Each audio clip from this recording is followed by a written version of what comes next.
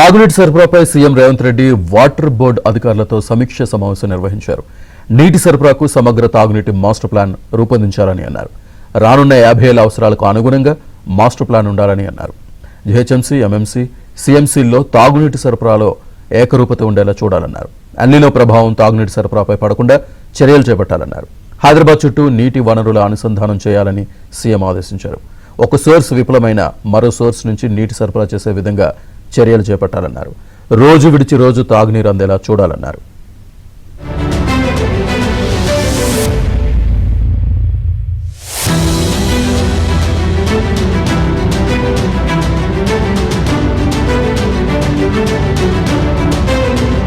రూపొందించాలని అన్నారు. రానున్న 50 ఏళ్ల అవసరాలకు అనుగుణంగా మాస్టర్ ప్లాన్ ఉండాలని అన్నారు. జీహెచ్ఎంసీ, ఎంఎంసీ, సీఎంసీల్లో తాగునీటి సరఫరాలో ఏకరూపత ఉండేలా చూడాలన్నారు. ఎల్నినో ప్రభావం తాగునీటి సరఫరాపై పడకుండా చర్యలు చేపట్టాలన్నారు. హైదరాబాద్ చుట్టూ నీటి వనరుల అనుసంధానం చేయాలని సీఎం ఆదేశించారు. ఒక సోర్స్ విఫలమైన మరో సోర్స్ నుంచి నీటి సరఫరా చేసే విధంగా చర్యలు చేపట్టాలన్నారు. రోజు విడిచి రోజు తాగునీరు అందేలా చూడాలన్నారు.